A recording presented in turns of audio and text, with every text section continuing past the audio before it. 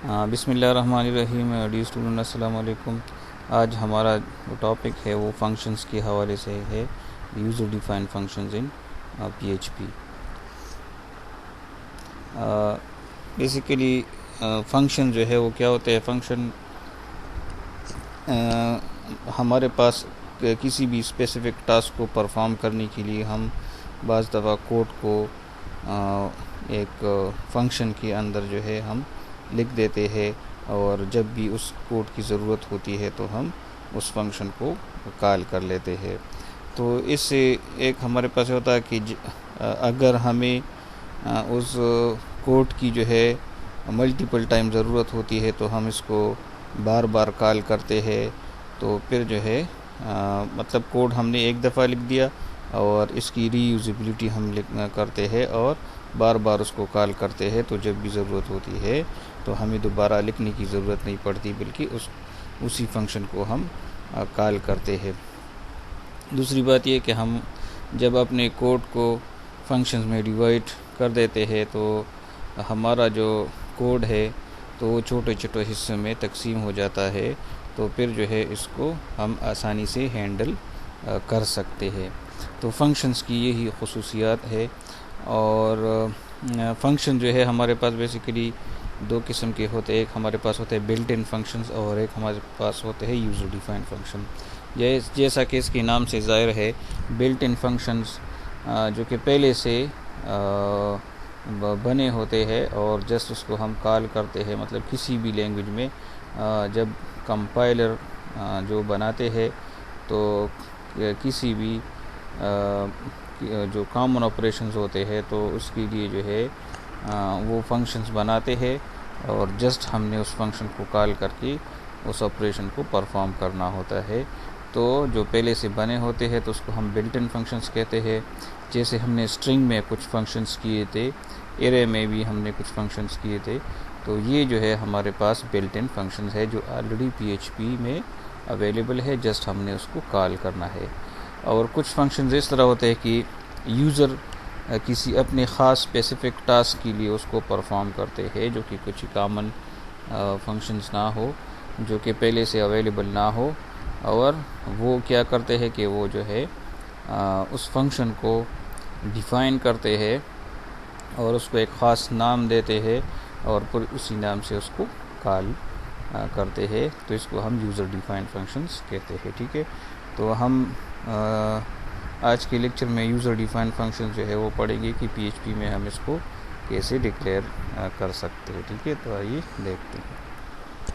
अच्छा, ये हमारे पास PHP का फाइल है, तो इसमें हम फंक्शन, पहले इसका हम सिंटैक्स देखते हैं कि फ़ंक्शन का सिंटैक्स जो है वो कैसे होता है। देखिए, फ़ंक्शन का सिंटैक्स इस तरह होता है कि आप फंक्शन का कीवर्ड लिखेंगे और फिर जो है फंक्शन का नेम जो है वो लिखेंगे कि फ़ंक्शन का नाम क्या होता है, और फिर जो है फंक्शन की बॉडी जो है वो होती है कि फ़ंक्शन की बॉडी जो है वो क्या है, और फंक्शन के नेम के बाद जो ब्रैकेट्स आप देंगे तो इसमें आप जो है जो पैरामीटर लिस्ट होता है तो वो आप दे सकते हैं। ठीक है, तो ये आपके पास फंक्शन की बॉडी है, और यहाँ पर कोड टू बी एग्जीक्यूटेड, जो कोड आप एग्जीक्यूट करना चाहते हैं, और रिटर्न जो है रिटर्न स्टेटमेंट भी आप लिख सकते हैं। रिटर्न स्टेटमेंट क्या होता है कि सपोज़ आप इस फंक्शन से कोई वैल्यू जो है वो रिटर्न करवाना चाहते हैं तो वो है। ठीक है, दोबारा इसको देखिए, फंक्शन का कीवर्ड है, फिर फंक्शन का नाम है। तो जो फंक्शन का नाम है तो ये यूज़र डिफाइन है कि आप ख़ुद से कोई भी नाम इसका रख सकते हैं। ठीक है, और फिर जो है पैरामीटर लिस्ट है कि सपोज़ अगर आपने इसके ज़रिए जो है दो वैल्यूज़ है और उसका जो है उसका मल्टीप्लिकेशन आपने इससे जो है वो मालूम करना है, तो फिर जो है आप यहाँ पर दो वैल्यूज़ जो है वो उसकी दी वेरिएबल्स डिक्लेयर यहाँ पर करेंगे। ठीक है, और फिर जो है कोड टू बी एग्जीक्यूटेड, जो भी कोड आप इससे एग्जीक्यूट करवाना चाहते हैं वो, और अगर कोई वैल्यू रिटर्न करवाना चाहते हैं तो वो लिखते हैं। ठीक है, और फिर कॉलिंग जो है आप इस तरह करेंगे कि आप जस्ट फंक्शन का नाम लिख देंगे और फिर जो है उसको जो आर्गुमेंट है उसको पास करेंगे। ठीक है, या सपोज मैं लिखता हूँ पैरामीटर वैल्यूज़ की, जो पैरामीटर आपने बनाए हैं तो उसकी वैल्यू जो है वो आप लिखेंगे, तो इससे जो है वो फंक्शन कॉल होगा। और सपोज़ अगर आप जो है कोई वैल्यू रिटर्न करवाना चाहते हैं तो कोई भी वेरिएबल आप किसी भी वेरिएबल का नाम आप लिख देते हैं, तो इससे जो वैल्यू रिटर्न हो जाएगी तो इस वेरिएबल में वो जो है स्टोर हो जाएगी। ठीक है, तो ये इसका सिंटैक्स है। तो इसमें हम एक सिंपल फंक्शन एग्जांपल के तौर पर बनाते हैं। ठीक है, सपोज़ यहाँ पर ये सारा मैं रिमूव करता हूँ और यहाँ पर देखिए फंक्शन, और सपोज़ मैंने इसको एक सिंपल हम एक मैसेज डिस्प्ले करना चाहते हैं, डिस्प्ले का नाम मैंने इसको दे दिया और यहाँ पर मैंने दे दिया इको, और सपोज़ एक हेडिंग हम डिस्प्ले करना चाहते हैं वेलकम टू AUP। ठीक है, और चलिए हम एक लाइन भी साथ में ब्रेक करते हैं। ठीक है, तो ये हमने इसमें ये फंक्शन हमने डिक्लेयर कर दिया। अब यहाँ पर सपोज़ ई को हम एक फंक्शन एक मैसेज देते हैं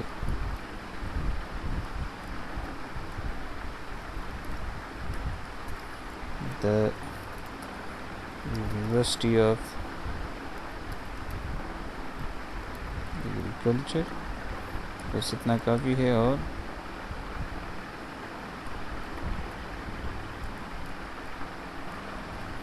ये हमने बंद कर दिया। ठीक है, तो ये अब एक मैसेज डिस्प्ले हो जाएगा और फिर जो है हम अपने फंक्शन को कॉल करते हैं डिस्प्ले फंक्शन, क्योंकि हमने इसकी कोई भी पैरामीटर यहाँ पर नहीं दी थी, कोई भी वैल्यूज़ हम इसको यहाँ पर नहीं देते। ठीक है, तो ये आपके पास यूज़र डिफाइंड फंक्शन है।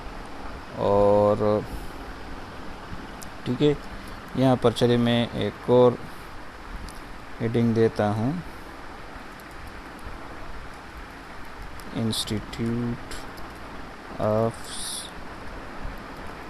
CS and IT। ठीक है, और ये H1 जो है वो क्लोज हो गया। तो दो मैसेजेस इसने अपने डिस्प्ले कर दिए और एक इसने जो है वो डिस्प्ले का फंक्शन कर गया। अच्छा, यहाँ पर BR की ज़रूरत भी नहीं है क्योंकि ये H1 है तो ख़ुद से जो है वो लाइन जो है वो ब्रेक कर देगा। ठीक है, तो ये कोड है, इसको हम देखते हैं। इसको हमने functions.php के साथ जो है वो सेव किया है, वही वेब इंजीनियरिंग का फोल्डर है और इसमें function.php के साथ हमने सेव किया है। ठीक है, यहाँ पर हम इसको अब रन करते हैं अपने इसमें,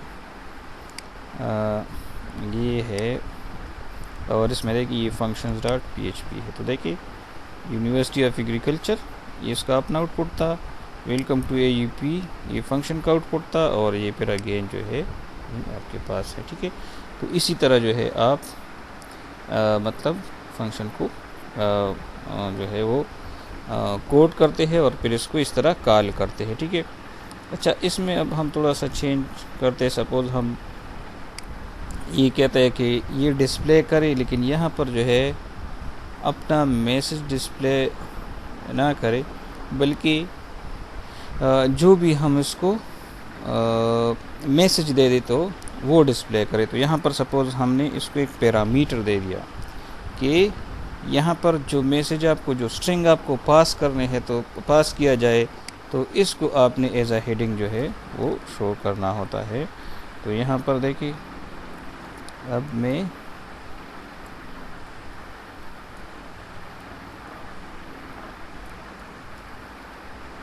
तो ये देखिए अब इसने जो मैसेज पास होगा तो उसको उसने डिस्प्ले करना होता है। तो यहाँ पर जो है सपोज चलिए इसको हम इस तरह करते हैं कि अब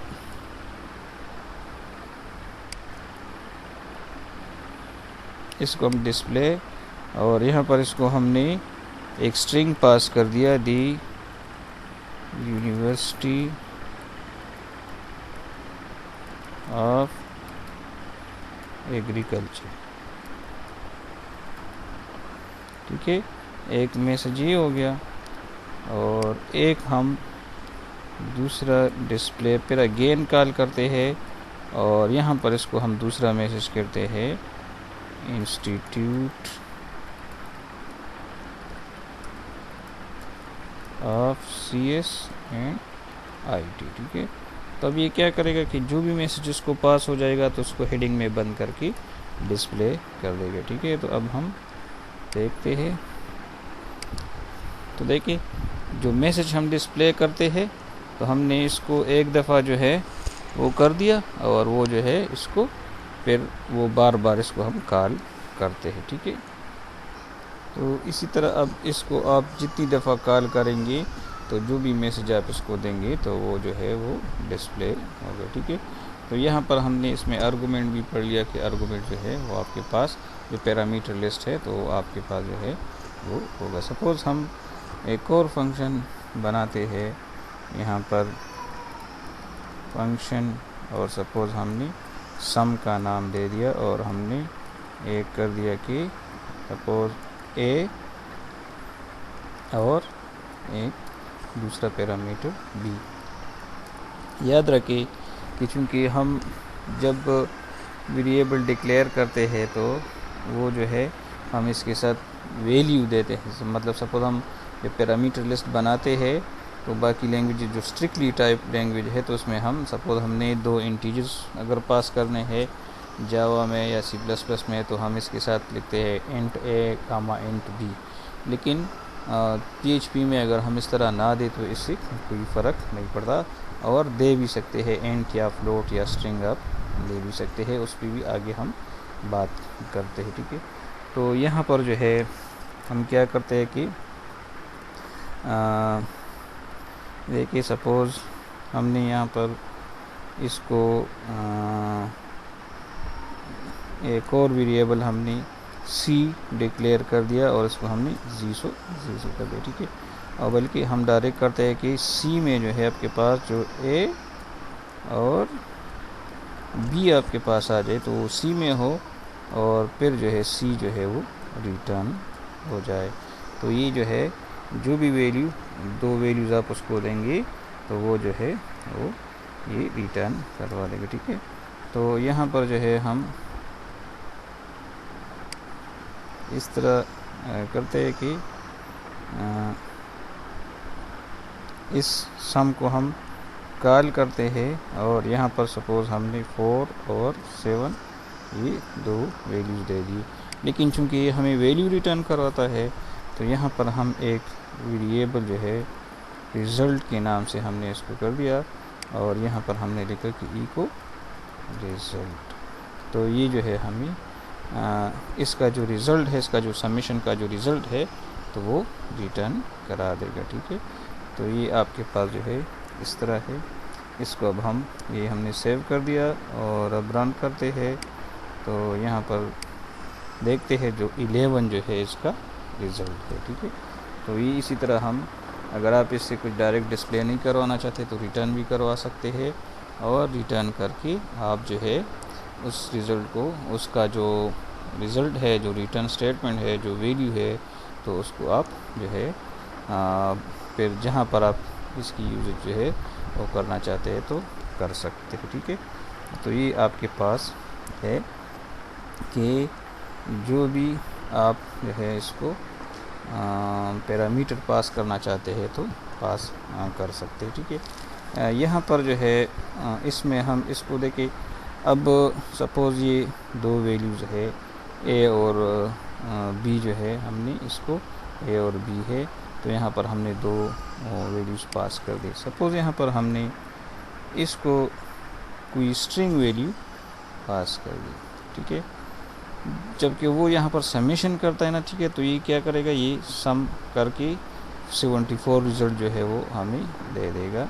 यहाँ पर देखिए 74 रिज़ल्ट इसने हमें दे दिया। ठीक है, लेकिन अगर हम जो है क्या करते हैं, क्योंकि यहाँ पर हम इसके साथ इस तरह करते हैं कि हम कहते हैं कि ये भी इंटीजर हो और ये भी इंटीजर हो, तो ये ख़ुद ब खुद इसको इंटीजर में कन्वर्ट करके आपको रिज़ल्ट जो है वो प्रोवाइड कर देगा, आपको कोई एरर नहीं है। मतलब स्ट्रिंग से उसने कन्वर्ट करके उसको इंटीजर में कन्वर्ट कर दिया।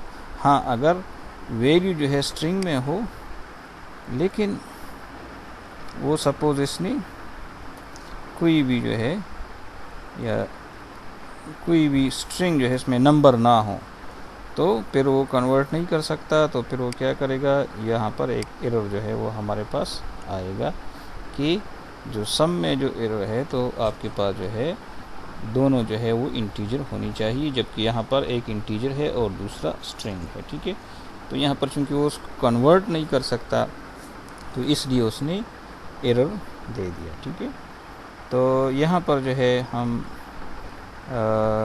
देखिए, तो यहाँ पर जो है हम इसको फिर मतलब अगर स्ट्रिंग में नंबर हो तो फिर जो है वो आप कर सकते हैं, और अगर स्ट्रिंग में नंबर